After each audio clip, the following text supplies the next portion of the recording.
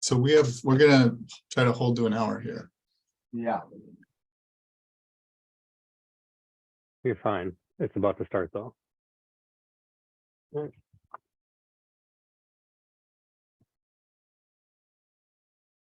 I'll wait 1 minute and then just start.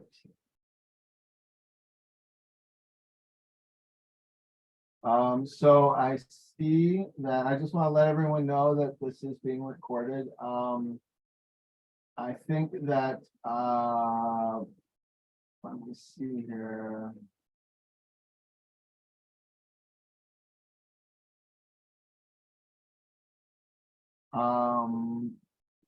That you have the chat function, or you can raise and lower your hand. If people can hear us and we're coming through, could you raise your hand? You'll see it along the bottom edge of the, okay, great.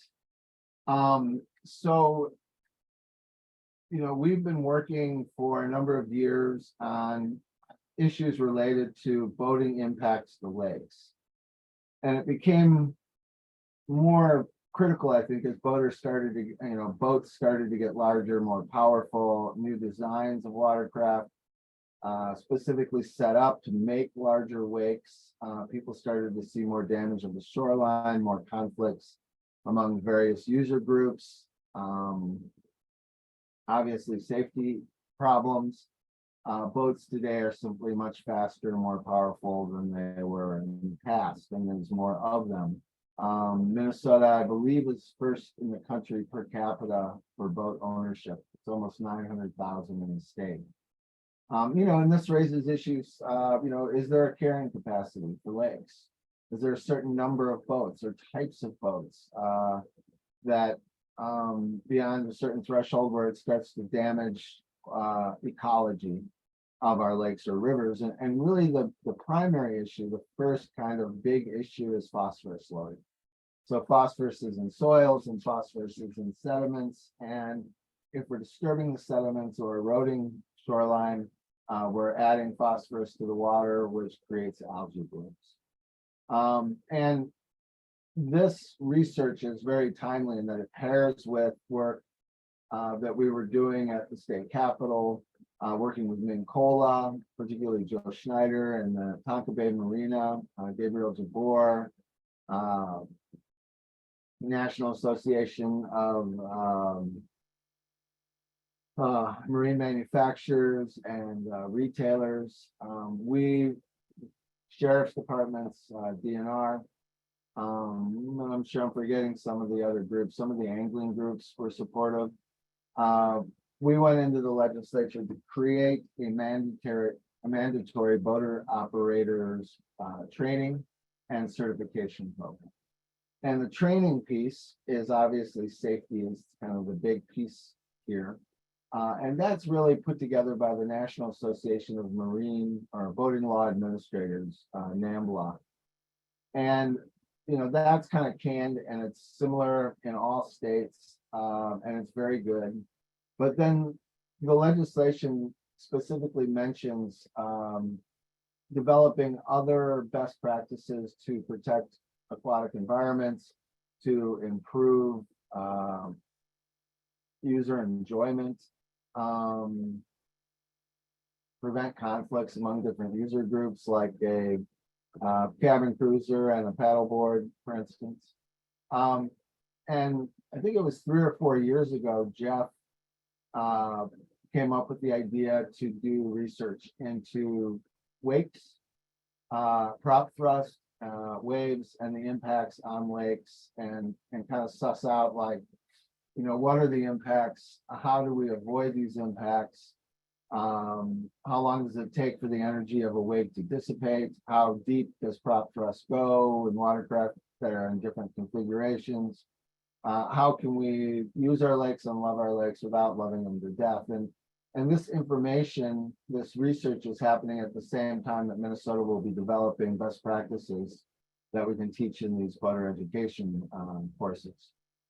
So it's very timely, and I know there's a lot of interest in this, and so I'll turn it over to you, Jeff. And thanks everyone for coming. I appreciate it. Great, Jeff. Thanks so much. My name is Jeff Marr. I'm here at the University of Minnesota in Minneapolis. I'm joined by my colleague, Andy Riesgraff, who's on. Give a little wave. We're going to co-share this presentation today. I'm going to move to share my screen.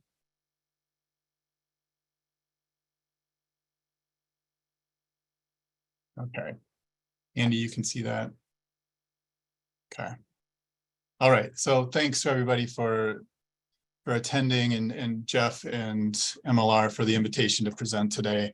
Our talk tonight is called Wakes, Waves, and Propeller Wash, Research on the Impacts of Recreational Boating on Inland Lakes. And this is really an update on work we're doing at the University of Minnesota. Andy and I work at a little laboratory right at St. Anthony Falls in Minneapolis called the St. Anthony Falls Laboratory. And we spend our days working on water problems. And so this is a problem or research we've been doing for a number of years, as Jeff mentioned. And so really wanted to share an update. We presented to this forum a year ago, a little, maybe 14, 15 months ago. So we'll include some of that work for those of you that missed it, but also give you a little bit of update on the things going on. So what's the motivation for our work? So in 2019, 2020, we started to receive here at University of Minnesota a lot of phone calls and inquiries about boating, about a change in boating, about wake surf boats, specifically in many cases, and really pointing towards a research needed on the impacts of large recreational boats on lakes and rivers. Some of the common themes that we heard through those interactions, through the emails and phone calls, and by the way, those calls keep coming even today. We're getting kind of 1 to 2 calls a week from people, especially after a busy weekend like this last one, where these issues kind of emerge. So the 4 types of things that we really have grouped these into. The first is adverse environmental impacts. People are noting decrease in water clarity, signs of erosion, floating vegetation. The second is property damage. People are observing impacts of waves, large waves on their shorelines or their docks, or other things they have in the water, lifts and so forth. Third, there's safety concerns. People have experienced safety issues out on the water, concerns about smaller vessels, paddlers, swimmers, and even wildlife under pressure from larger waves or more boat track for larger boats. And the third is an area that really kind of brings all of these together, but also a really unique one and important to many people. People have a lot of passion on this one, is shared use of lakes. So, lake use is limited when wake surf boats are active. We hear that a lot. So if people are out fishing, for example, and several wake surf boats come out on a smaller lake, it gets really difficult for to do fishing. Same for paddleboarding and other sports. So we see some activities that are starting to limit the use of the lake. So again, we're at University of Minnesota. What's our role here? Andy and I and our team, and I failed to introduce, we have a broad team here, not just the 2 of us, but faculty and other research staff involved in this. But we're a research entity, and we have we have a lot of pride in being professional researchers. And our role here is to not advocate for any particular party here, but really to generate data. We are a source of reliable information, unbiased, high quality, and accessible information. And our goal is to really try and remain neutral in this issue, especially specifically in wake surf boats and wake surfing, which can be a contentious and passionate issue for people. So let's just give a quick overview of our research program. We're going to show you 3 different phases of work. The first phase we completed. This is work where we tried to measure and quantify wake waves produced by recreational boats, including both wake surf and non-wake surf boats. This work is completed, and we published a report in February of 2022, and we'll refer you to that report throughout our talk today. An ongoing work is phase 2, what we call phase 2, and this is again focusing on measuring and quantifying what we call propeller wash produced by recreational boats, including wake surf and non-wake surf boats. We completed the field work component of this last September, October, and you'll see a little bit more about that ahead here. And Andy and I and our team we're deep in the weeds of data analysis right now, with a goal of publishing this work in the fall of this year. And then phase 3 is a new project that just got funded. So we're really excited to share with you a summary of our LCCMR funding that just got signed. And that's going to focus really on both phase 1 and 2, going deeper on the science, bringing in environmental portions. So we're going to quantify impacts of wake waves, wind waves, and propeller wash on lake environments and on water quality. That's a 3-year project starting in the summer of 2023. So starting now. So let's dive into some of our work. I want to start with this first slide, and it's a great picture of a boat in the lower part of the image. Let's see, I'm going to try to turn on my laser pointer. And you can see a number of waves generated off of here, and I've defined them as divergent waves, transverse waves, and propeller wash. The physics that's going on in this photograph is really complex, and it's a very rich topic. It's been studied for almost 100 years by physicists and mathematicians and fluid mechanicians. We're not going to get into those physics today, but what's important to know for recreational boat operation. So the first thing is a recreational boat is displacing water. So the hull of your boat sits in the water and actually pushes water aside as it sits there. And the more weight you have in the boat, the more water it's pushing to the side. And as you start moving, it's also pushing water away. And that results in 3 primary phenomena resulting from the displacement. The first is divergent waves, as I show you here. Those are the waves that we see moving out laterally from the boat as we move. The second type of wave, less familiar with people, and actually I would say both Andy and I didn't really appreciate these waves until we really got into this research, is called the transverse wave. And you can see it really well in this photograph. These are waves that move perpendicular to the way the boat is traveling. And I put in red here that these are only going to show up at speeds below hydroplaning. So when you're up on plane with your boat, these waves are really not present. And the third is effect called prop wash. And we'll talk more about that. You can see the prop wash here. It's this center effect in between the wake, the divergent wakes. And it's also got a lot of bubbles in train. You can see the bubbles coming out. But there's much more to, again, the physics going on here, much more to the story involving the type of boat, water depths, boat operation conditions, etc. What I wanted, Andy and I just wanted to put these things out so they get in people's minds that these are the things you can see from the surface. So when you're out on the water, see if you can identify your divergent waves and your transverse waves in your prop wash. You can see all of them from looking out of the back of the boat.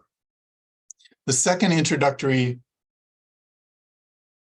slide is shown here, and we wanted to introduce something we titled displacement versus hydroplaning, the hydrodynamic hull conditions of recreational boats. And I think most people, non-scientists, know these things. If you've been in boats, you know of these effects, but they're actually defined in the naval architecture literature and fluid mechanics literature. So the first one, the top box, is called displacement mode. And this is a slow speed. When your boat, let's say you're just pulling away from your dock, your hull is at a maximum draft in the water. And these are really low speed conditions. You're just moving around, cruising around the lake. I often think of it as like if you just dropped a water skier, and you're bringing that boat around to bring the rope to them. You're not going very fast. You're kind of putting around, and that's a displacement mode that you're operating. The second condition, I'm going to jump to the bottom. This is on plane or hydroplaning. This is a high speed condition. Here we listed these speeds. These are just for the typical boats that we're working with in this study and that you might find on Minnesota lakes. So 15 miles an hour or greater. Sometimes people are water skiing, for example, 25 or even 30 miles an hour. This is your boat is actually lifted up on the water, and it's riding. Very little of the hull is sitting in the water itself. This is the lowest drag condition on the hull. And I list some of the activities: water skiing, wakeboarding, tubing, and cruising. And there's a middle condition that we define as subplaning mode. This is a transition region between displacement and planing. And the drag on the hull is at a maximum at this condition. Generally, we pass through this condition, at least when we grew up doing water skiing, for example. This is when you say hit it and your driver guns the engine, and your boat, you can feel it kind of drag out of the water and rise up on the plane. Well, that dragging position is what is this subplaning mode. There's a lot of drag on the hull. You're making big waves at that point. But typically for most tow sports, you pass through this quickly. What's important to note here is the surfing condition, where a lot of wake surf boats are intending to operate, is right in this subplaning mode, because it also results in the largest waves that form behind the boat. So these are important for us to have in mind as we go ahead here. What are the objectives of our study? This is the phase 1 study. We're going to study divergent wake waves here, produced by recreational boats for both wake surf and non-wake surf boats. We're going to try to go through quickly because we did present this a year ago and our paper is out. But some of the motivational questions: how big are the wake waves produced by these boats? And we really want to move the discussion from those anecdotal observations, the phone calls we received, to actual numbers to help managers and decision makers and boat owners. We produced a report last year, February 1st, 2022. You can see the link there. And this report, we listed, I think Andy checked this morning, almost 12,000 downloads at this point, which can tell you for SAFL reports, this is a lot more than most of our reports are downloaded. So it just says that this topic is extremely interesting for people across the US and across the world, really. So at this point, I'm going to transition over to Andy, who will talk about our phase 1 study and setup. Thanks, Jeff. Yeah, I'll dive into the materials and methods of the phase 1 study. I'm going to keep it brief just for time constraints. But again, I would refer you back to our report for all the details. So our study took place in Maple Plain, Minnesota. It's about 30 minutes west of Minneapolis, and at Lake Independence, which is an 832-acre lake, and it's a typical Minnesota recreational lake. Jeff, if you can move forward, you're in control of the slides. Just progress.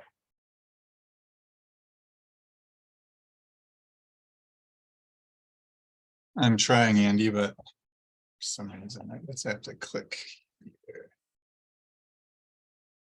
There we go. There you go. All right, so zooming in on our actual study site, it was the eastern shoreline. You can see there in the red box. Substrates were primarily sand with a riprap shoreline, minimal aquatic vegetation, and it had a gradual increase in water depth with distance from the shore. Go ahead, Jeff. So we tested 4 different recreational boats. The first 2 shown here on the photo in the photos are your more traditional recreational boats that have been used for decades. They're not specifically designed for wake surfing. The picture on the left there is the Larson. It's a stern drive, also known as an inboard-outboard, where the lower unit protrudes through the transom, and that provides the thrust in the steering. And the Malibu Response is a direct drive inboard, and that uses a propeller and rudder system that is under the hull, and that provides the thrust in the steering. And the engine is positioned pretty much center of the boat. And the 2 remaining boats that we tested were both wake surfing boats. They're both manufactured by Malibu. They're Wakesetter line. These are V-drive inboard engines. And again, they have the propeller and the rudder system that's under the hull that provides the thrust in the steering. But the difference here is that the engine is positioned at the stern of the boat, which creates, that additional engine weights creates greater aft trim and thus a bigger wave or wake.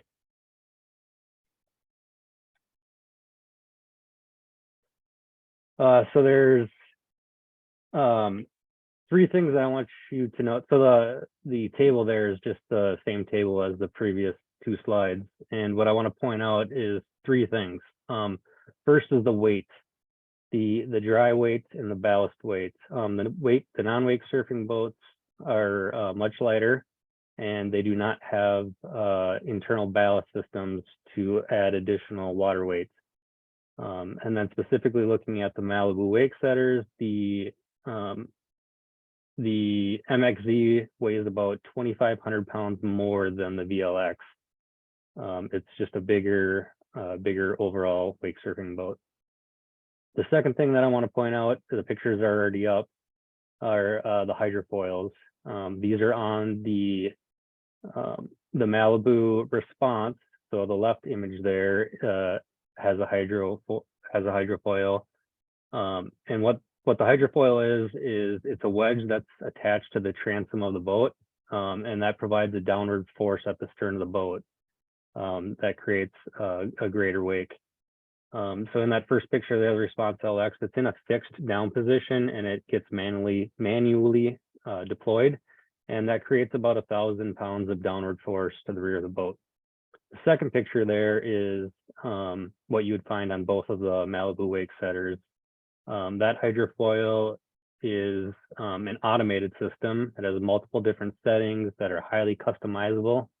So for example, you could adjust the setting to make your wake wave steeper if, let's say, you're a more skilled surfer, or you can adjust it to have a more gentle, slope for maybe a less skilled surfer. And the third thing that I want to point out is the wake shaper. And these are the last two photos here. The Malibu Response, we installed an aftermarket wake shaper that is just attached with suction cups. So essentially, you can convert a non-wake surf boat, and you can alter the wave to make it so you could surf behind it if your boat is a direct drive and inboard. And then the last picture there is the fourth picture is the surf gate for the Malibu wake setters. Again, this is an automated system, and just by the flip of a switch, that wake shaper can be deployed, which again changes the shape of the wake. So basically, when it's deployed, it creates a smoother, steeper surfing wave on the opposite side of the boat.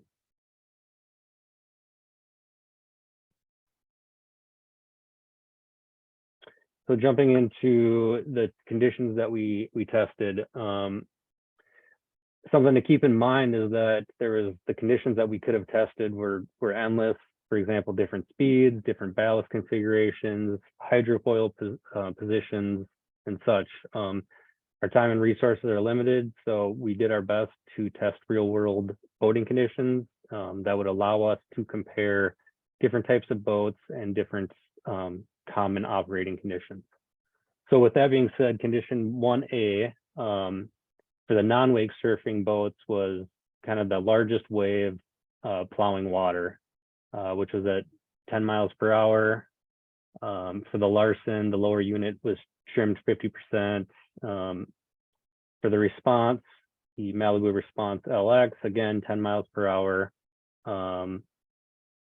Hydrofoil and aftermarket wake shaper were deployed, and this would be a scenario where you could surf behind this boat.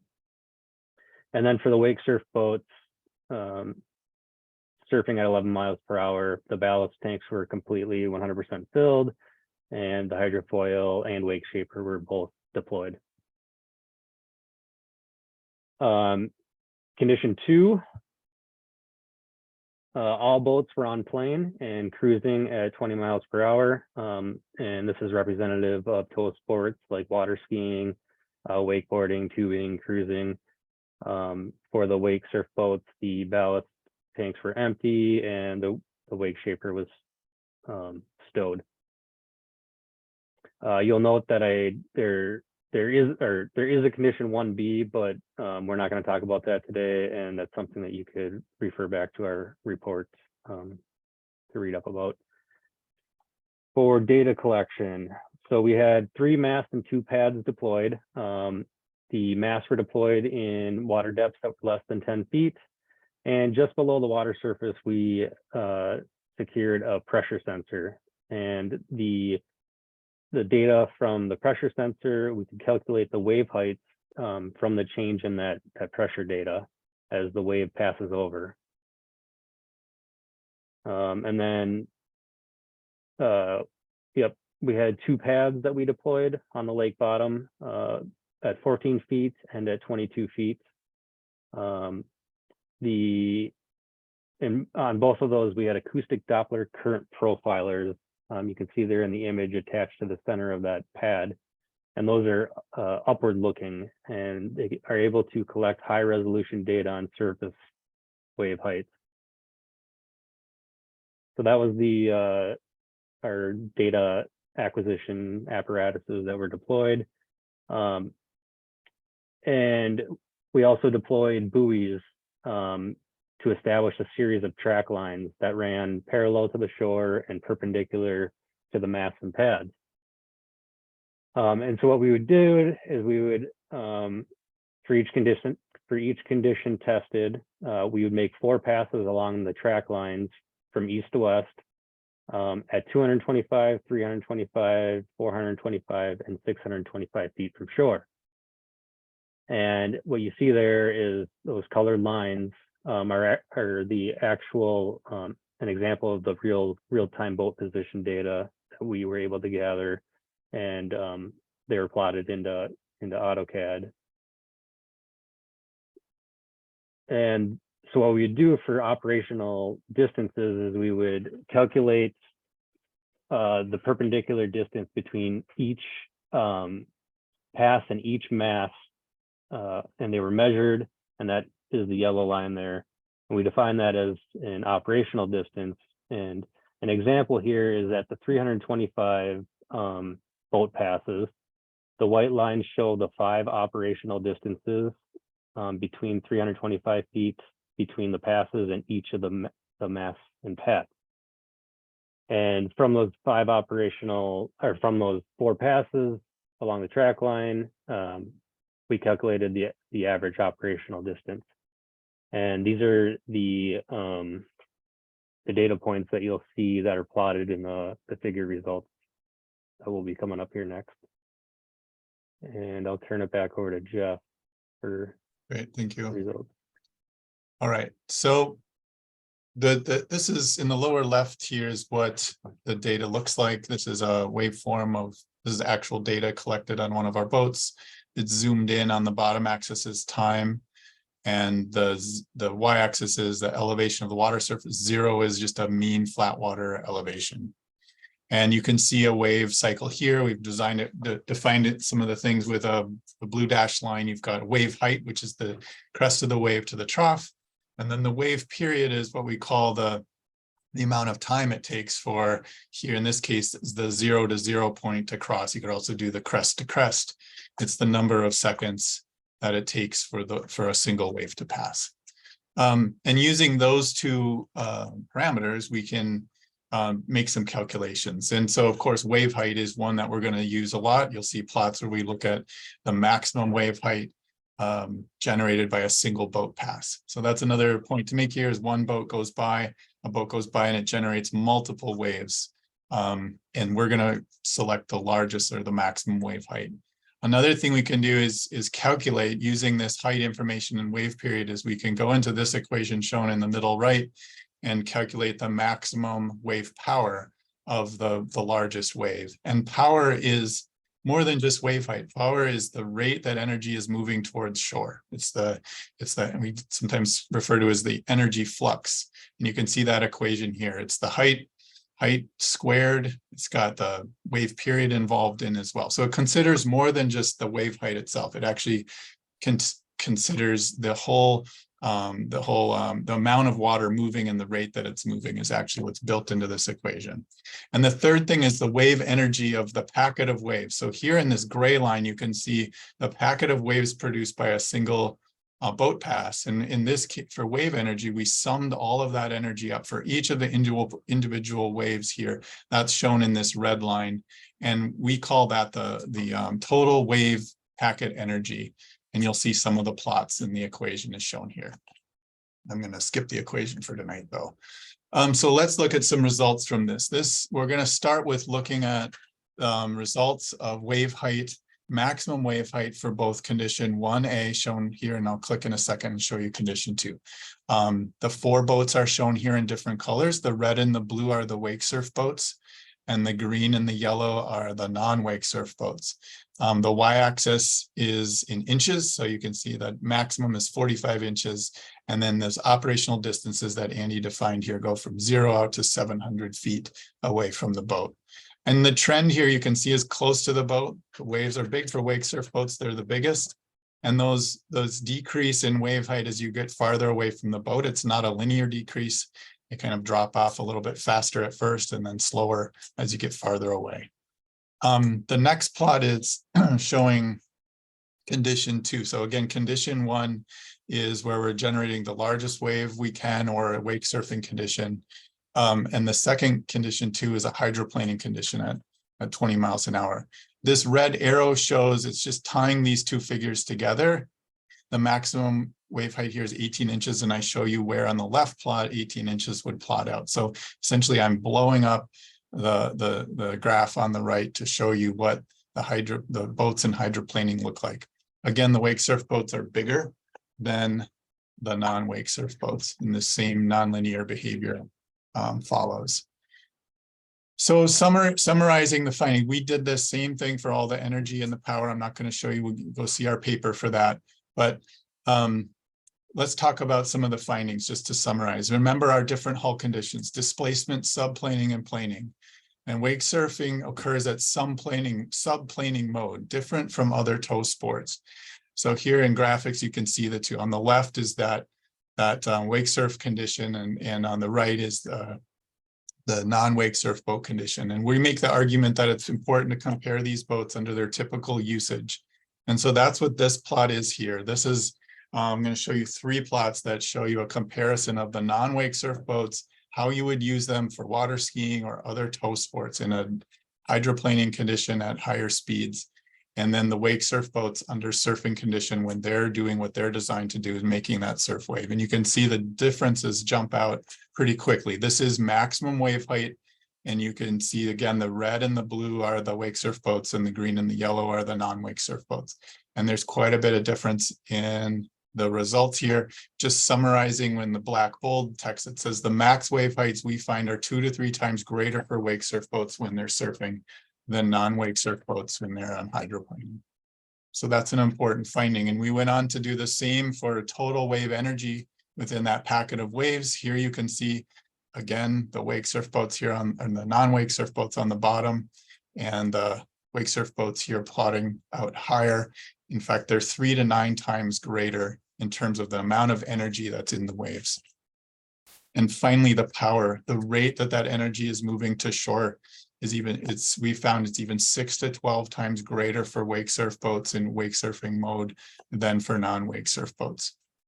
So those are important findings for the boats we studied here. And but how do we use this data? And in our paper, we present some thoughts on how we could use this. That's shown in this plot here. And what we do is we start with the non-wake surf boat data, and we say a 200 foot is what the DNR in Minnesota is recommending as a distance we operate our boats. Let's look at what our non-wake surf boats, the boats that have been around for half a decade, half a century on our waters. It says that those boats at around 200 feet are producing 6-inch wave heights. How far do we need to go away? Farther do we need to be away for wake surf boats to equal that 6-inch wave height?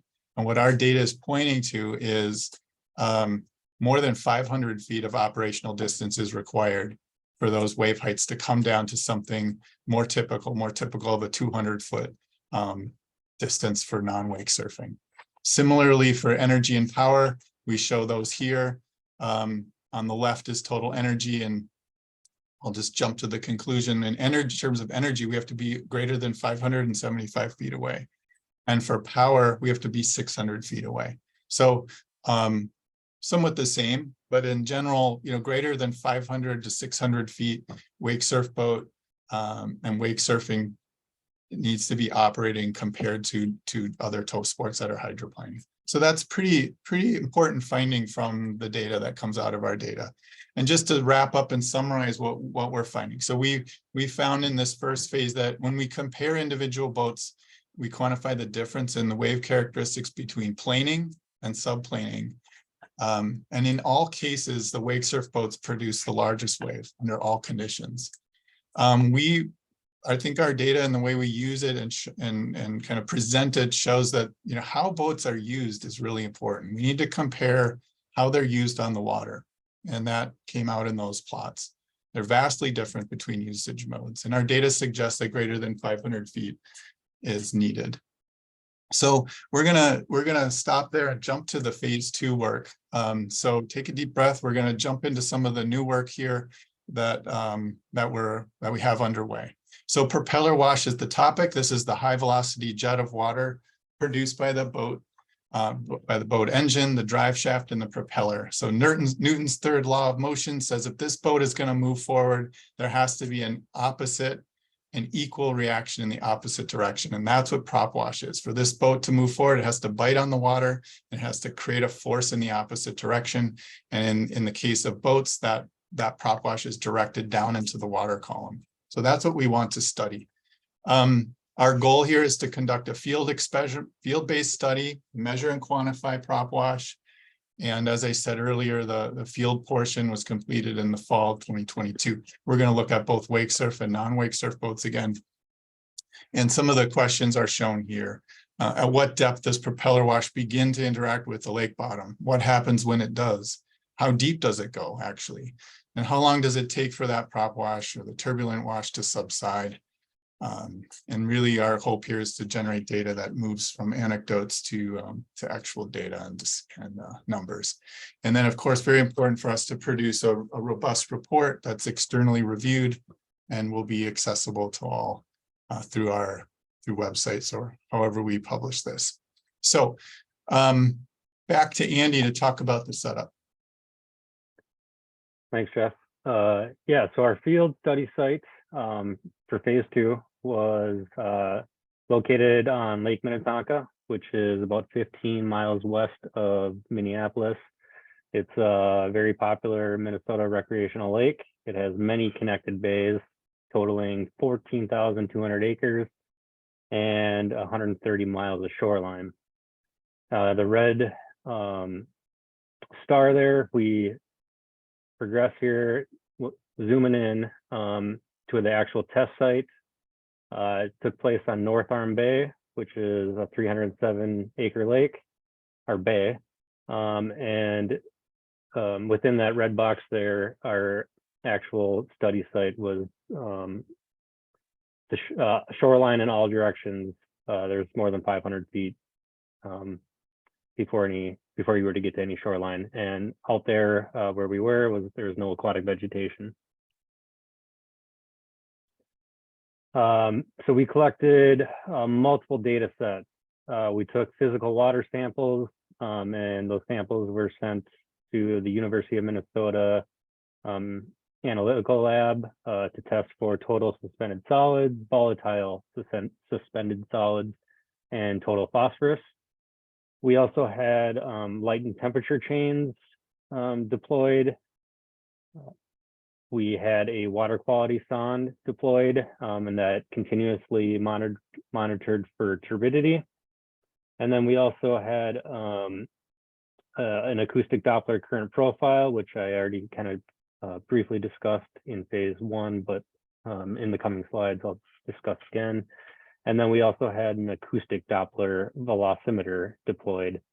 There's a lot going on in that picture. It's probably hard for you to see, and I apologize for that, but that's just the general kind of layout of the study site in the middle of the bay there. So our two primary data acquisition deployments were were deployed on rectangular structures made of steel channel strut, and they were pads. Pad 1 had the acoustic Doppler current profiler on it, and it was deployed in 27 feet of water. And again, it is upward looking.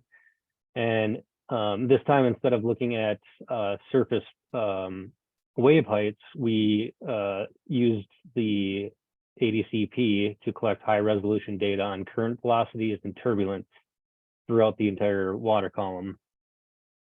And then the second pad had the acoustic Doppler velocimeter, and this was deployed in 16 feet of water, and this is downward looking.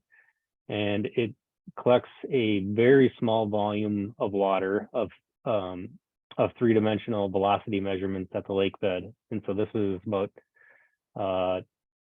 very, very near the lake bed, and it's got 3D velocity measurements were about the size of, or the volume of, let's say, a marble, small marble.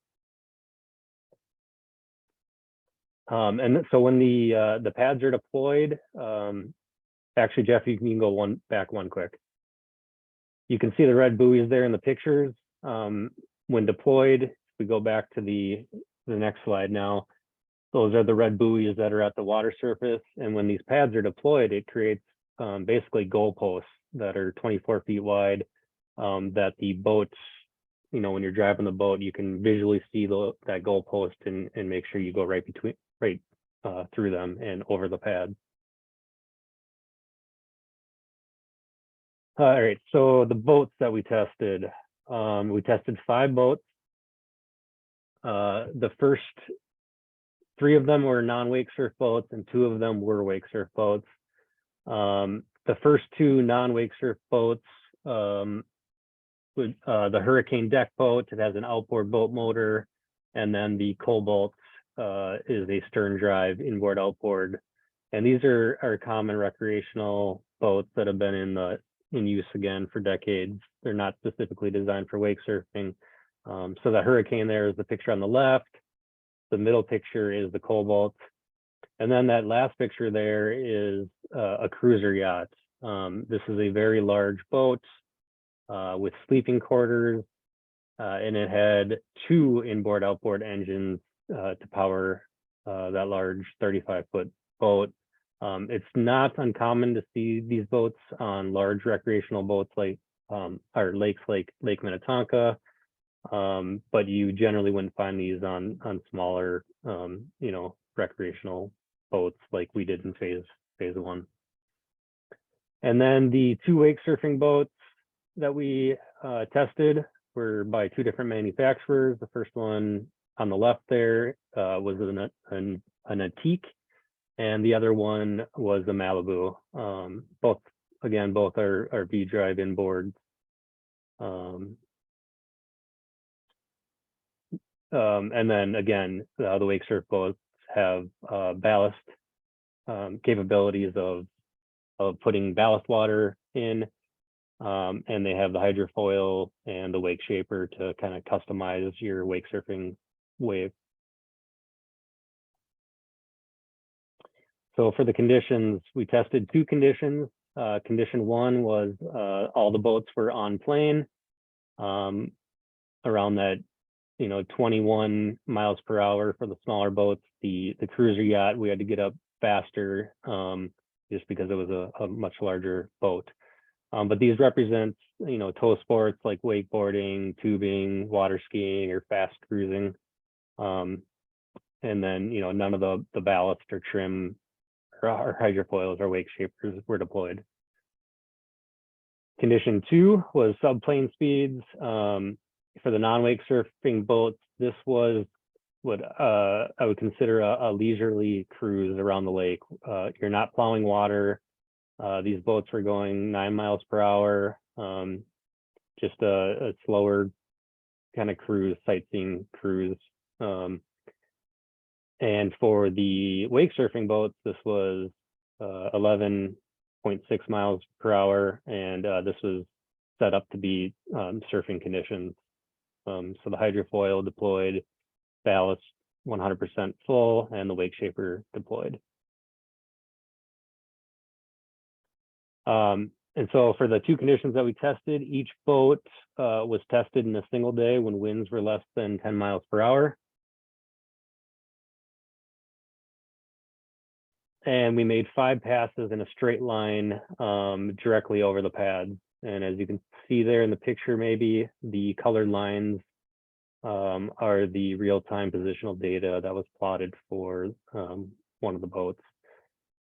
Between each pass, we waited 15 minutes to allow for any turbulence that was created to return to a pre-pass steady state. And then between each condition, so that the condition 1 and condition 2 that I just spoke about, we allowed a 1 hour waiting period between to allow any like suspended materials, sediments, detritus, if they were suspended, to settle before we did this second condition. Okay.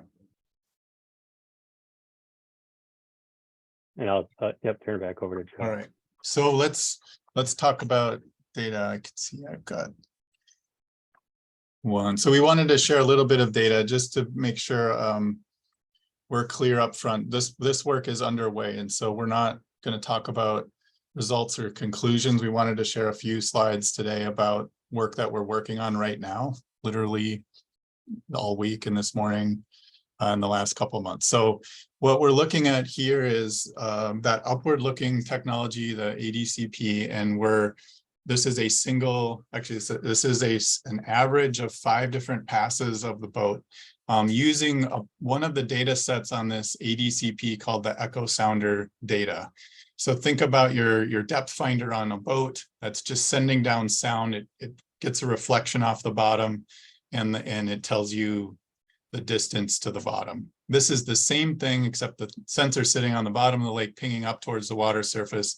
And it's a very sensitive sensor so that anything in the water column above the technology sends a pulse back, and it's recorded in its position in the water column. And the intensity of the color here just tells you the strength of the signal. What we're measuring here, we think, is the actual bubbles put into the water in the prop wash from the exhaust of the boat itself. So the exhaust engine, all of these boats have their exhaust right near the prop, and that's injected down into the water column. And you can see what that looks like. Just to tell you about the photograph, the image here, the water surface is the top of the blue line, and we're about the bottom of the lake, which is around 8 meters here. We're purposely not getting into details on depths because we haven't verified this information to the level we need to for publication. So this is just to show you some of the work we're working on. The time is in minutes. So 0 is when that boat went right over the sensor, and 4 minutes later, this is in minutes. So what I think is amazing is that even 4 minutes after this boat passes, we're seeing bubbles in the water column from that single pass. So that's kind of some interesting data on what this echo tells us. To go a little bit further on this is comparing one of our boats under these 2 conditions that Andy introduced. There's a 20 mile an hour is on the left, and then this subplaning 12 miles an hour. And you can see the 2, everything is scaled the same here. There's 8 minutes of time shown, the same vertical scale. And you can see that there's a difference in how that plume changes in the water column. So interesting here, and this is something that we're looking at, what is the depth of penetration of bubbles? If we're right that these are bubbles, how deep are they going? And these, of course, this tells us a little bit about the mixing. What kind of mixing does a boat pass generate? Is it mixing warmer temperatures in with colder temperatures within this lake, for example? So again, just another illustration of some of our data here. And the next slide is going to be another example. So this is a lot going on. There are 2 plots here. The upper one is, again, the echo sounder data. And what I'm doing is this is comparing the echo sounder data versus what is a vertical velocity data. This is a single boat pass for one of the boats. Identical, everything is identical between the upper and lower, except they're just different types of sensors. I talked about the echo on top. The lower one I'm going to introduce you to is a vertical velocity. So this sensor tells us how the water is moving. And in this case, it's only the motion upward or downward. And so I put these arrows here that shows an upward is going to go from green to red, depending on how fast it's moving. And the downward is kind of a cyan down to a blue. And so here you can see upward motions and downward motions within the water columns. This is amazing, especially when you look at the echo, or think about these as bubbles, and the velocity of the water, and the two data sets together are pretty powerful.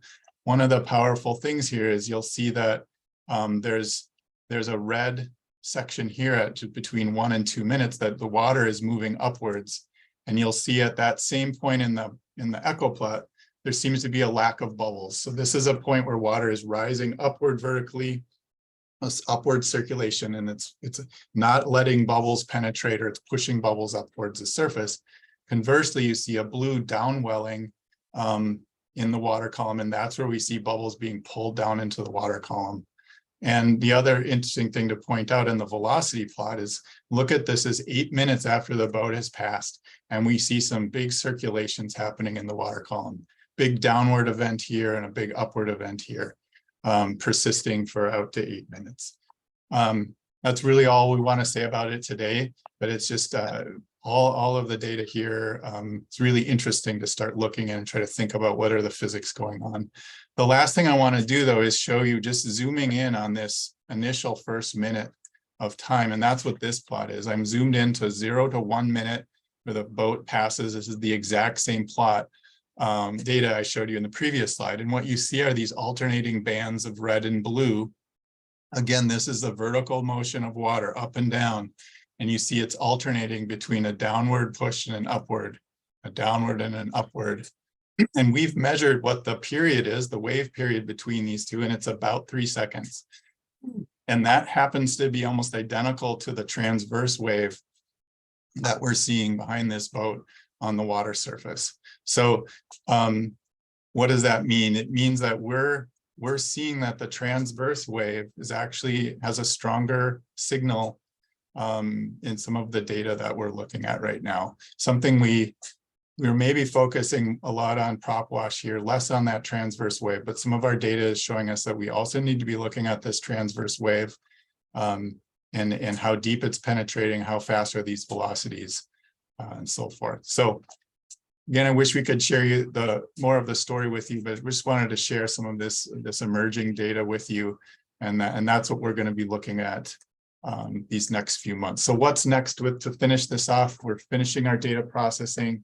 We're finishing drafting a report. We started writing on that already, and then we'll submit that for peer review. And that takes some time to get through and then respond to all those comments. And then we'll finalize and publish this work. What do we think will come out of this? We think we're going to be able to characterize propeller wash, its geometry, its depth of penetration, duration, and some of the structures in the water. We will document any changes in water quality from prop wash at the test sites at either the 16-foot or 27-foot depths, and then some insights into the safe operational depths for recreational boats. So that's what we hope we will be working to publish this fall. Okay, with just a few minutes here, I want to just tell you about our phase 3 project. Again, we're really excited to have been funded by the state of Minnesota through the LCCMR program. This is a project that will talk about these two topics, the prop wash as well as the waves themselves. We're adding a component that's going to look at wind waves themselves. And then we're really studying environments, trying to tie these characterizations, these physical impacts to the environment, to sediment and fish and erosion. So what does this look like? It's $415,000 project over 3 years, starting hopefully July or August this year, as soon as we have contracts up. In year 1, we're going to be focusing on prop wash, so really continuing what we did last year. And then in the second, 2 and 3rd years, we're going to be setting up test shorelines here in the Twin Cities, as well as some up in outstate Minnesota to really look at boat effects and wind waves on those shorelines. We'll focus on bottom sediments, aquatic vegetation, water quality, etc. So more on this to come. We're happy to share with you. I guess in a year we can share more updates on this project. And again, really excited. And it leads me to our last slide, which is really acknowledging what's taken place so far. And that is that these first 2 phases of projects are funded through crowdfunding. And it's for those of you that don't work in the research world, this is an amazing thing. It's a new way to fund research. From our whole team, we're really grateful for the support people have given us. You know, small donations to large donations. Hundreds of people have supported us in Minnesota, Wisconsin, and then across the country, really supported unbiased and really robust research. And so we want to thank all the donors who have really supported us, and then, you know, made that donation and then step back and let us do our work in an independent way, which is super unique. So thank you. We wanted to thank Jeff Forrester, Minnesota Lakes and Rivers Advocates, and that organization for supporting us from the very beginning and really introducing us and encouraging us. Similar for Mincola, Tonka Bay Marine, and a whole host of other groups and lake associations. So thank you, thank you, thank you. Couple websites here if you want more information and follow our work. This is the website for our program, our research that we try to update periodically. And then the final link is for phase 2 crowdfunding. Just a little pitch with those of you on where we are still raising money for this phase 2 project. If you feel compelled at all to contribute, the money goes directly to support our research team. And it just goes directly to our project, and it makes all the difference to have any support you feel comfortable giving. And thank you again. And with that, I'll put our emails and phone numbers up here, and we'll stop there and take questions. Thank you, Jeff and Andrew. That was wonderful and exciting. Yeah, the fact that this was crowdfunded is a really unique piece. There was a question early on about the state funding, and the LCCMR, which you referenced, is the Legislative Citizens Commission on Minnesota Resources. And the committee is made up of legislators and citizens, and they review proposals and then make recommendations to the legislature on those proposals. And you know, when we see proposals come through, we can meet with legislators and talk to them about supporting, you know, different proposals. This was one that we strongly supported. The other big piece of what happened was the LCCMR, which makes recommendations to the legislature on how to spend the Environment and Natural Resources Trust Fund. That is funded by revenues from the Minnesota Lottery. So when we created the Minnesota Lottery back 23 years ago, I believe, a portion of the revenues from that lottery go into this fund, and then LCCMR makes recommendations and the legislature appropriates the money. That fund was set to expire in 2025. And so that was one of the big things that happened this last legislative session, is that has been will be on the next ballot that you see. And I think that, you know, it's done a lot of great work has come out of that fund. It's a really good process. It's a transparent process. You know, I would urge everyone to support it. So a couple of questions. I don't know if people can see the question and answer Q&A button on the bottom, but you can post questions there, and I think people can see them once they do. How old are these boats? Wouldn't newer boats with larger engines produce larger waves? Yeah, the two studies, the boats in the first study were, I think, 2019 boats, and the second study, phase 2, are new boats, I would say. Especially the wake surf boats are the Nautique was the top of the line boat, new boat, 2022, I think, Andy.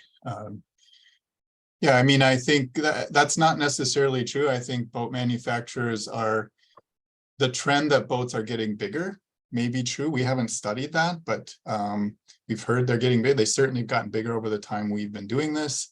But we also know that manufacturers are trying to have, it's not necessarily the size of the boat that generates the wake. And so we've seen that, we looked at 2 different manufacturers in this last study, and you do see differences that the way the boat is manufactured, their hull, it's manufacturer specific, things like how it's pitch in the water and the kinds of waves. So it doesn't necessarily follow the size of the boat, I'd say. There was a question about why change wakes. Would you introduce different factors by changing wakes? It's to study. I would say they're 2 completely different studies. So the changing of the lake didn't necessarily matter all that much.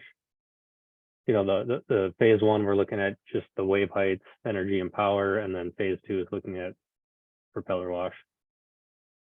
If that answers that question. Anything else you think of, Jeff? James Johnson asked about collecting data in an area with few aquatic plants. And, you know, the notion that, you know, if you preserve aquatic plants, it protects shoreline because it helps dissipate wake energy. It's a great question. We've, in phase 2, we purposefully found a spot without vegetation because it's the simplest case to study without. Vegetation can absorb these waves, and we're not aquatic ecologists, so that's for some of our colleagues, but I think there's also thresholds that vegetation can be damaged by waves and by propeller wash. So that's something we're talking about now, whether our phase 3 prop wash study would incorporate a site where there's vegetation. We can look at that. But I think the question is a great one. What's the role of vegetation in these lakes? It's so important to the health of lakes. How do we even study that? Right.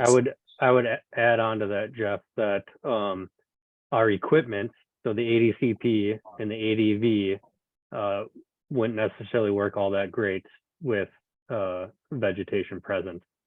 You end up with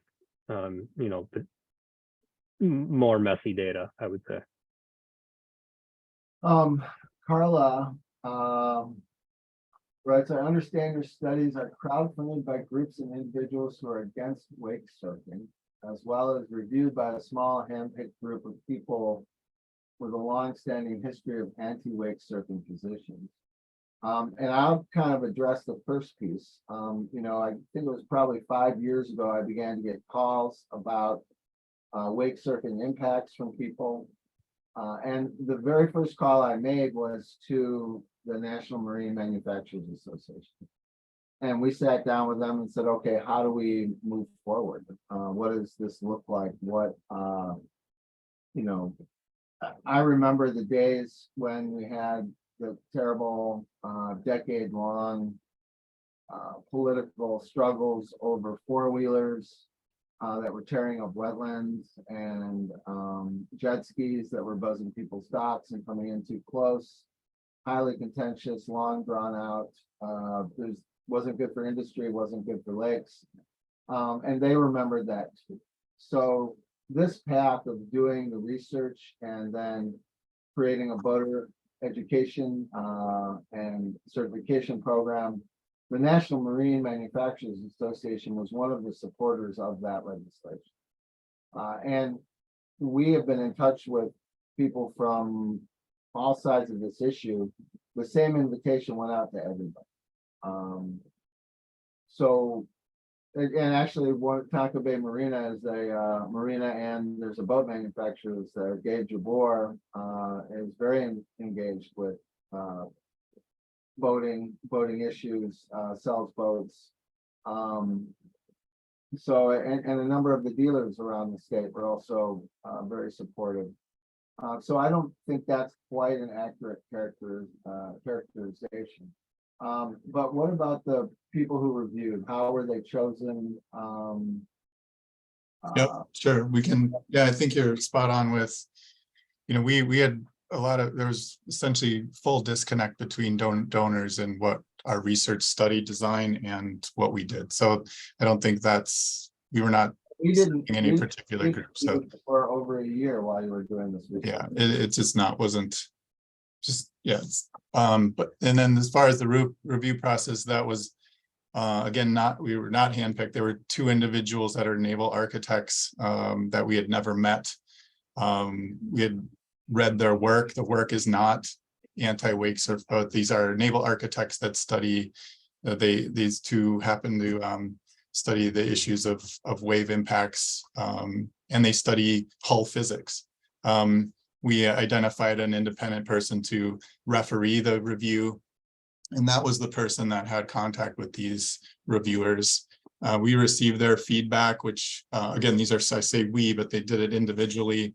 I mean, there were, I don't know how many pages, Andy, of review comments that we got back. It was hundreds of comments. They absolutely shredded our first version of this. This was not a walk in the park. We spent a couple months going through every single comment and addressing it. It was as robust as any peer-reviewed technical academic journal. So it was, these weren't handpicked. And so I think maybe we just leave it at that. Let's see. Sharo props on boats. Have you seen those ever? Say again? Sharo props, SHARROW. I don't know anything about Cheryl props.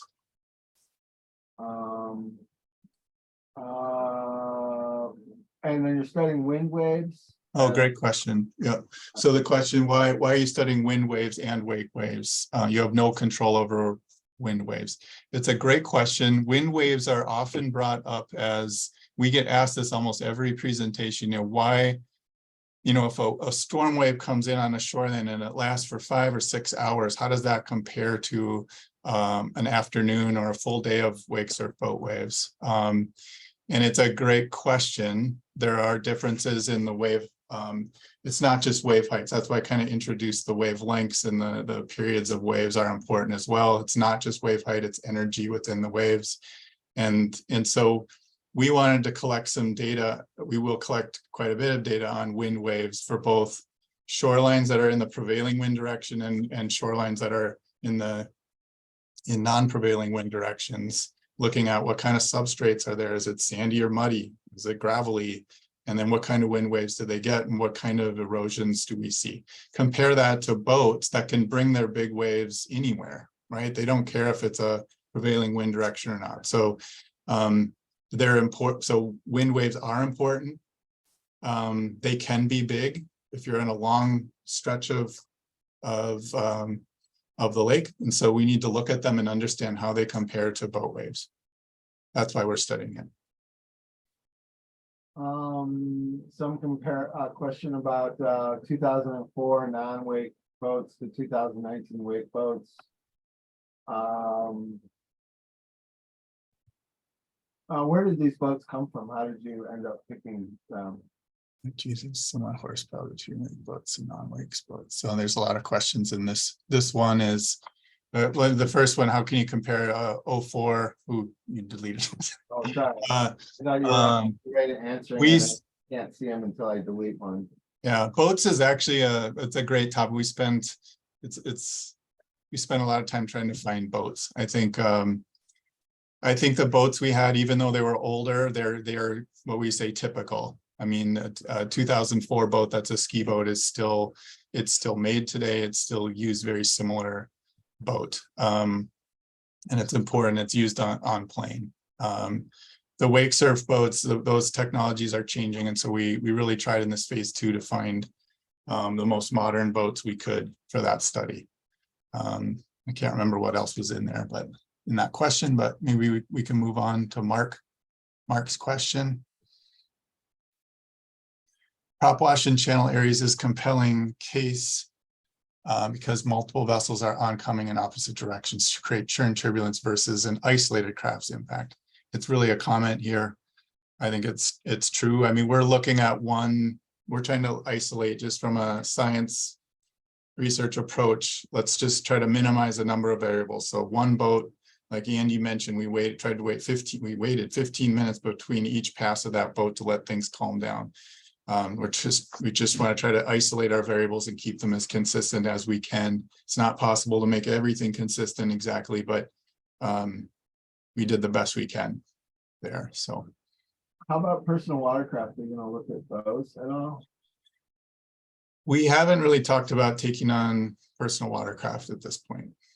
I mean, Yeah, go ahead. there's just so many different types of boats, right? There's pontoons, there's personal watercraft.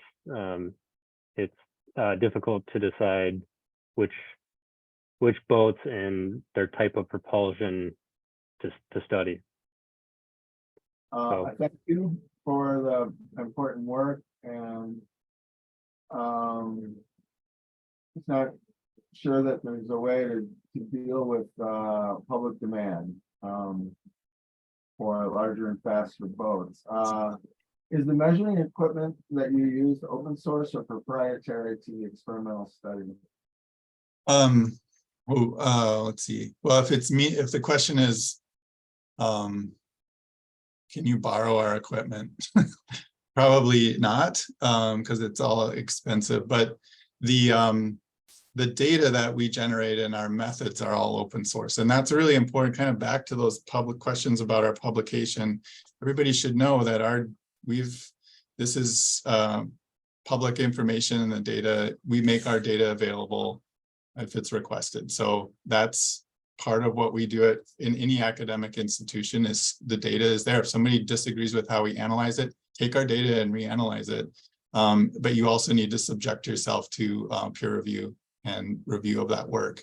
That's open science. So we're happy to share details of what equipment we used.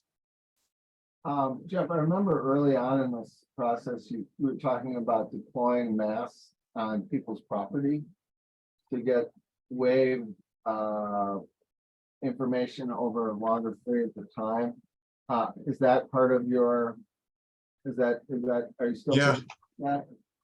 Good question. We've worked on it the last 2 years. So what Jeff's referring to is we've been working on a mast, like Andy showed, that can measure wave heights, but tried to do it as at least as inexpensive way as possible, so that if a homeowner or a property owner or a marina or somebody wanted to put a wave monitoring device out, they could afford it. And we worked on that in year one. Last summer, we had an aerospace engineering student work on that and deployed it out in West Central Minnesota. So we developed some of the telemetry data could come back here, and so we kind of put it through some testing. It needs more work, and we haven't quite decided if we have bandwidth to do that again. I guess we'd be interested to hear from people if putting out a mast like that would be of interest. Then the idea is that you connect all of these masts together through some citizen science network. The data would come back to University of Minnesota, and then there would be we'd fill in a lot of gaps about what are those. These have wind stations on them, so you'd know wind waves and boat wave profiles on different locations and different lakes. So it could be interesting for anybody that's been involved in citizen science. So there's quite a bit. You can't just say we're going to do citizen science. There's a lot of planning and preparation and training and making sure the data comes back. The data that does come back is really high quality. This question, what was the phase 2 slide again, please?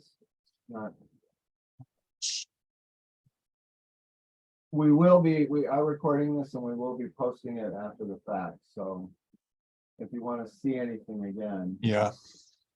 And I believe that donations to the St. Anthony Falls Lab, it's 501c3, so that would be tax deductible. Yes. What about impacts on wild rice from wake activity? We haven't studied it Wild rice. here. We do have researchers at our laboratory that study wild rice and some of the hydraulics, and I'm not an expert by any means. I have very little knowledge, but I know that wild rice is extremely sensitive to environmental conditions and water quality. My guess is regardless of who's making the waves, they'd have a hard time with large waves.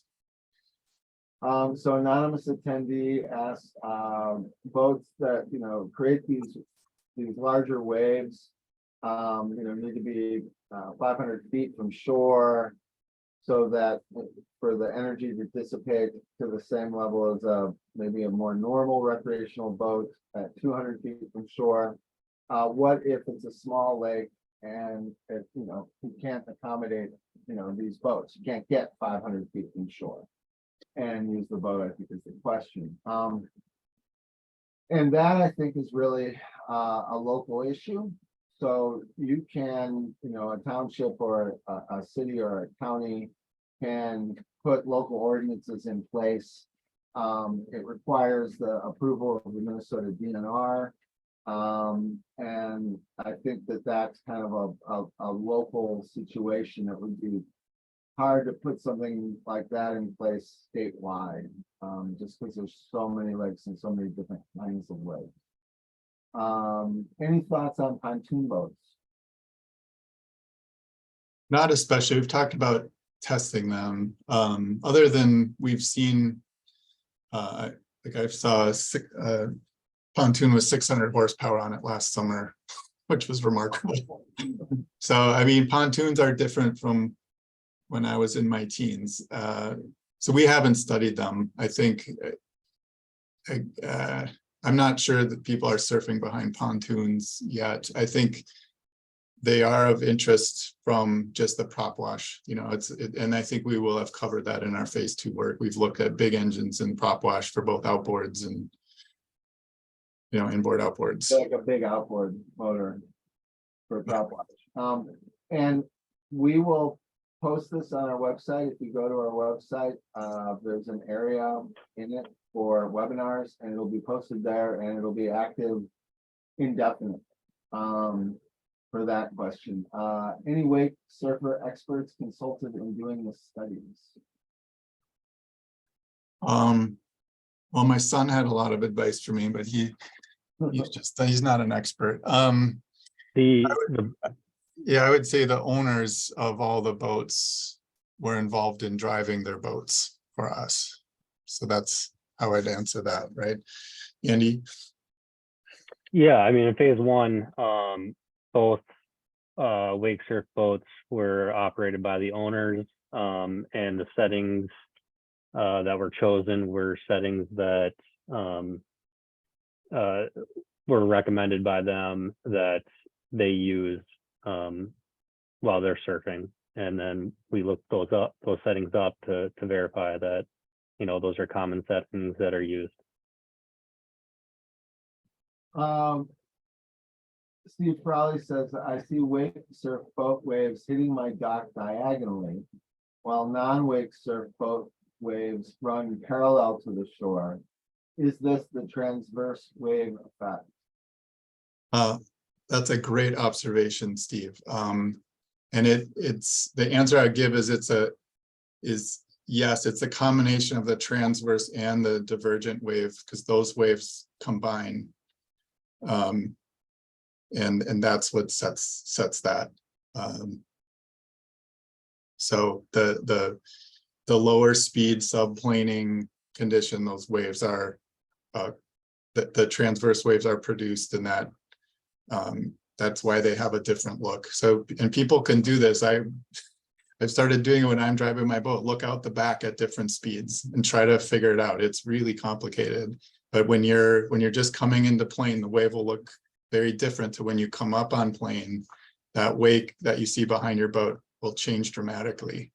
And just challenge people to see if they can observe that. Any opinions on the boating industry's 2022 study that cites 200 foot as safe distance from shore? Any issues with that study? On fact, it was computer generated versus actual boat lake used in the University of Minnesota study. Yeah, we're aware of this study. They also have us, these are a study that was, well, we should be, let me read how it's written here. And you did a pretty extensive literature review. Yeah, there was a study produced that was funded by one of the industry organizations that came out in, I forget the date, 2016 or something like that. That's the first time that a 200-foot that we've seen was recommended. And then last year, a study came out that was computer simulation. So using supercomputers to simulate waves and propeller wash. Yeah, I say we've read that paper. And I don't know, I guess I'd rather not comment on it tonight. It looks like a lot of work to do before recommendations can be made and behavior practices change. Anything to do other than sharing the study info? Thank you so much for doing this work. Well, I think it's already, the first phase of the study, the distance from shore, I think is going to be useful for setting up best practices and training through the Minnesota DNR and their watercraft operators program. And that's, 900,000 people will get this training in the next few years. And so they'll learn this information. And then as you continue to do the study, there's an already audience for people that want to do it. And I think that, the fact that you have, wake surf boat owners volunteering their boats for this. I've talked to a lot of wake surf owners and they don't want to wreck lakes either. Minnesotans kind of love their lakes and they don't really want to wreck lakes. So I don't really buy this us versus them dynamic. And so I think that as we get the data out and we can make recommendations based on good science, I think the majority of people are going to pick it up and use it. If there's, there's law changes or something like that, that's maybe down the road. But, I think about like hunter safety courses that I've seen, and they've had a huge change on the culture and the behavior of hunters. And, think about catch and release, 20 years ago, that was like, what do you mean release? And now it's common practice. So I think things will change. What I'd add, Jeff, is we haven't finished our phase 2, and it also touches on the question about a small lake and 500 feet. Is I think all of us that operate boats that are larger, and even when you're starting out on your boat, even if it's an outboard, and the point is keep your distance and try to learn what those distances are. What does 200 feet look like? What does 300 or 400 feet look like? I think people, you all have a cell phone in your pocket that has a map.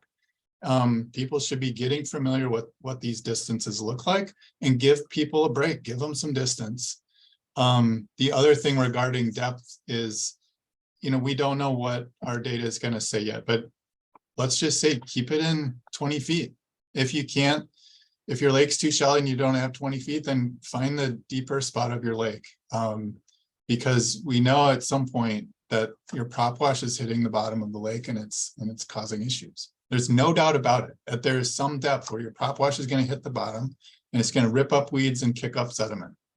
That is just going to happen. So keep it deep and keep far away from people. That's how I'd answer that question until we get more data out there.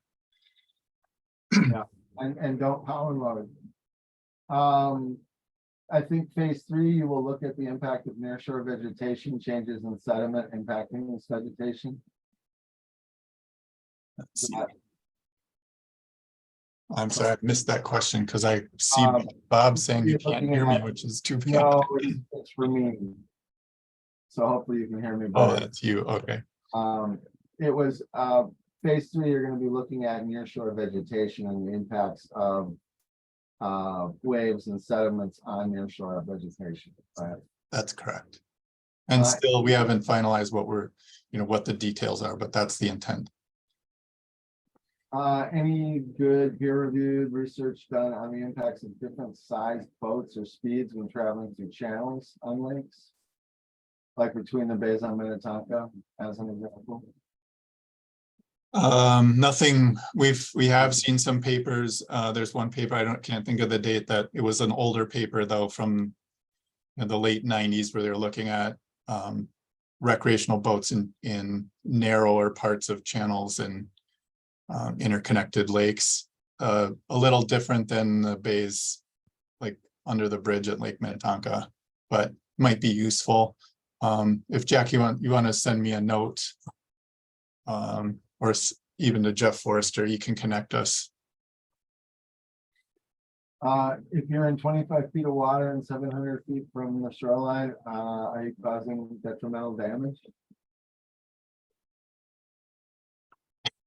The depth part we don't know yet. That's what we're looking at in phase 2 is I the think depth. 700 feet would be great. Yeah, that's what I would think. What impact do 5 wakeboard boats have on a 400-acre lake that's long and narrow? Widest part is a little over 1,000 feet. Yeah. I mean, that's a kind of question we get a lot, is, the real challenge here is usage of big boats in small lakes. They're just going to have to, there are going to be impacts on narrow lakes or small lakes, especially in congestion, like we had this last weekend on many lakes. I think, like you said, Jeff, these are, they just have to be local issues that groups will have to wrestle through. Yeah. I think about this question, Patty Thompson, all the time. Why do we have to have a new technology that causes damage and then we say, oh, okay, this is causing damage, and then we go back? But why can't we deal with it like an FDA approval process for machines?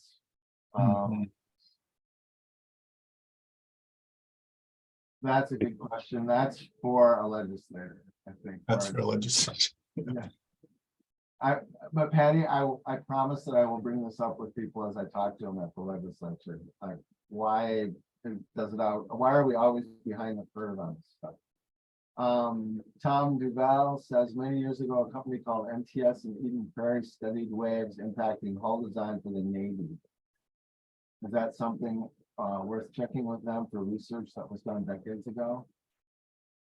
I mean, I think the answer is yes. We're always looking for references, and then even in the industry side, we work with MTS here at St. Anthony Falls Lab from time to time. So I could look into that. I guess if I was at Tom Duval you had more information, Tom, on that you could send on, we could follow up. I would follow up. And Linda says, thank you. Thank you. And yes, the DNR Commissioner Strawman has seen this presentation. I know she saw the first one. I didn't see her on tonight, but she's pretty aware of it and tracking it closely. So yes, personal watercraft often do tricks in relatively shallow water, standing on the transom, driving the jet wash almost straight down. Yeah, it's a great question. I think at some point looking at these would make sense. There are maybe waves are less an issue, but prop wash I can see being an issue for some of these activities like described there. I can imagine this research could inform local state ordinances and courts. I would think I would add to that list as things come up, if there's science you can point to. Do you know who has authorities to install wake ordinances? And that would be a township board, city council, county commissioners, sort of that level of government, depending on where the lake is located, I guess, whose political jurisdiction it falls into. Lake like Minnetonka, you're looking at, you know, many different cities and different jurisdictions. Some lakes are all within one township. But it would be that local government level, which tends to be pretty responsive to the community, which is the good news. Have you compared effects on different types of lake bottom topography? Yeah, this is a fantastic question. So looking at different types of lake bottoms, different shoreline slopes, and then northern lakes of different irregular bottoms, and even, you know, rock types. And we could add to that some of the ecology can be different, right? So the answer is no, we haven't compared. We've gotten those studies we presented tonight, is what we've been able to work on. But we know some of the things to think about here is that, you know, we know that waves, you know, we see waves at the surface and it has a certain height to it, right? 40 inches or something, 6 inches, whatever. But what's important to understand is that the waves actually penetrate down into the water column about half of their wavelength. So a wave that's 20 feet in wavelength, crest to crest, it'll be 10 feet down into the water. And at some point it starts to hit the bottom. So less than 10 feet of water depth, that wave is starting to move and feel the bottom, and it's dumping its energy into the bottom. So this question goes to that, you know, if you're in a really deep lake that it gets shallow right at the shoreline, there's no energy from the waves lost to the bottom until it hits the shoreline. That's very different from a lake that's very shallow, 30, 40, 100 feet out. It starts to lose its energy. These are the complexities that Andy referred to earlier. There's so many variables here. And that's, you know, really a call for us to continue to study and to make sure our data is well documented and publicly available for people. So as people do this over the next 5-10 years or whatever it is, we can be building out these stories and building the information we need. So great question. I think the last thing I'd say is this phase 3 that just got funded, we're moving out of the Twin Cities as one of the motivations is to get into some different shoreline types, sediment, vegetation. Anonymous attendee says, I would love to have a mast installed, but you're the anonymous attendee, so I don't know how to get a hold of you. Now, either Jeff or I and Will, and if that becomes an option, then we can keep you in the loop. Steve Corbin says personal watercraft smaller than larger boats with bigger engines can operate at high speeds, high energy generation, turning tight, that would enhance energy effects and are able to operate in quite shallow areas where vegetation and fish reproduction are definitely reaching. Yeah, that's what I would get concerned where is those vehicles can go really shallow and yeah, or even you know, an 18-foot Alumacraft with a 25 horsepower motor. If you run that through a wild rice bed, yep, you're going to cause damage. So that gets to the education piece.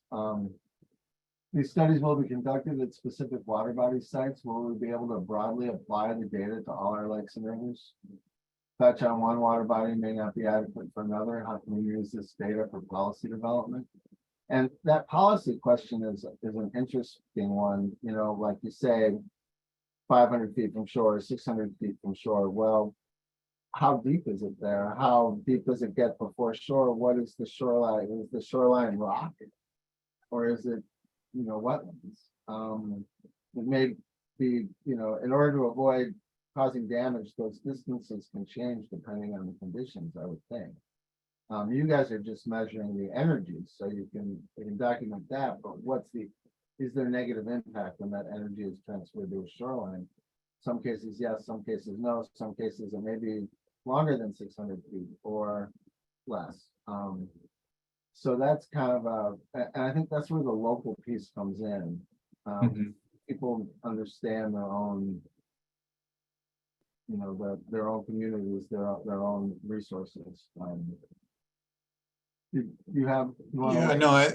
is a great question. I would say this question, right, it really summarizes the tension between research and practice. You know, we never have perfect information when you're making decisions. And that's what our role is at U of M is to generate the data that you can trust, that we tell you where we collected the data and we make the data available, and we try to write a really thorough report. The challenge is to take that information and apply it to your specific thing, your specific site. So I think we believe that what we've contributed so far can be used for policy development. It can help inform decision making. We've worked really hard to really think carefully about how we analyze the data and what we've published. And so I guess that's how I'd answer it. It's not a perfect thing. That's the challenge. The hard part is really for the management decision. So I'm not sure I understand this question. It's water displacement and the speed of displacement, isn't it? displacement, speed of displacement. This is referring to, I think this is referring to the waves generated. I guess it could, let's just say this was referring to the waves. So yeah, the water displacement is really about the mass of the boat, how much water it's displacing, the speed and the lift of the hull, which reduces the amount of displaced water. And then it's the speed of the waves themselves. And how fast waves moves is a really complex topic that has to do with their wavelength. And so I think the answer is, it is the amount of displacement and the speed that those things are displacing. And there's all kinds of different frequencies of waves, and they're all moving at different rates. And that's why it's so complex to look out the back of your boat. So the funding originates from Minnesota. Are there any ways to monetize the results, or products that might bring resources back here to fund further research? I mean, funding actually, I think, did come from all across the country for this, people in other states. Yep. When you had your crowdfunding source. And there was that question earlier, are you still looking for crowdfunding donations? We are, for our phase 2. We're still raising money to try and to reach our goal. And I put that site up earlier. On the end of the website. Yeah. Be posted on it line. The DNR doesn't recommend 200 feet from shore. That's correct. There was a couple of statutes that were considered in years past to set 200 feet. We worked against that because I hadn't seen any research that was reliable that suggested that 200 feet was enough.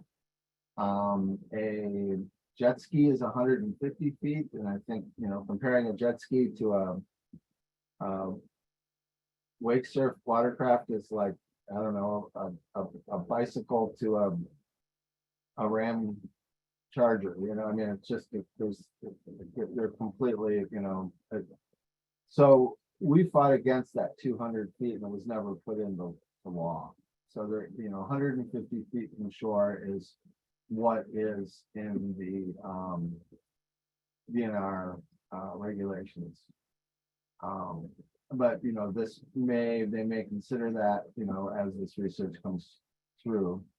I thought we've read 200 feet through the if you go, yeah, if you go on the DNR website right now, which I just did, all over it says stay at least 200 feet from the shoreline and other boaters.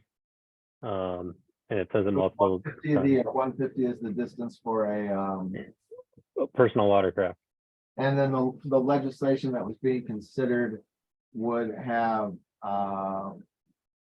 allowed wake surf watercraft to be within 200 feet. And, you know, they have that own your wake program, but it would have codified it so that they would have been protected. Is that? Yes, I think that was their intent. And our understanding is that 200-foot distance to the next question was established before wake surf boats were as popular as they are now. 150 is for jet skis. Correct. Yeah. And these are not required distances, or for the 200 feet is not required, it's recommended. What are rogue waves? Um, let's see, I know have you considered what boaters call rogue waves from different boats that are in sync and can produce extra large? We haven't considered them is the answer. I'm more familiar with them in offshore situation. It's waves are additive and subtractive from each other. So multiple waves in a field will add or subtract. And so a rogue wave is, of frequencies that line up in some monstrous thing that, and they're very random and rare. Yeah. So Tom Ward asked a question. I think I don't remember what it was. I've just been kind of going through, so I think maybe I didn't mean to avoid it. There are groups in Wisconsin that are doing similar research. Some of them are using drones and underwater submersibles. Do you guys want to talk about that a little bit? Because I know you've been. Yeah, we've had conversation with that group and read their work. It's interesting work. It's Terra Vigilis, I believe. And what about will phase 2 consider thermal plants? Yes, we're looking at that data. We've collected data of temperature within the water column, and we're looking to see if there's any effect of mixing temperature vertically in the water column. And I think there's other universities that are doing research that could help inform what you guys are doing. I'm thinking of that study that came out of Idaho last year. I don't know if there's anything ongoing now.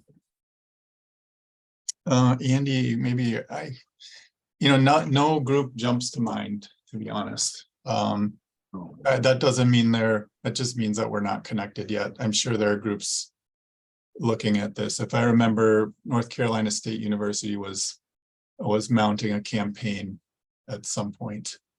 That was a couple of years ago. Otherwise, I don't know of any. And Tom did send yes. Thank you, Tom. You can let me know when you have that. Okay, I got it.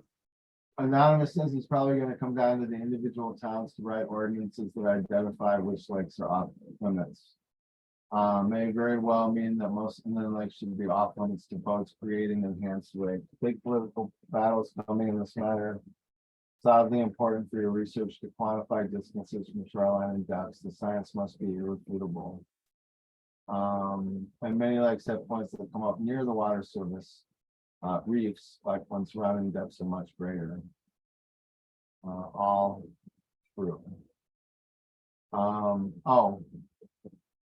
Tom, I thought we did talk about this. If you're in 25 feet of water and 700 feet from shore, are you causing damage? And I would think. I mean, I just feel like it's the water yet, but the 700 from shore would seem like probably not, depending on what the shoreline is made of.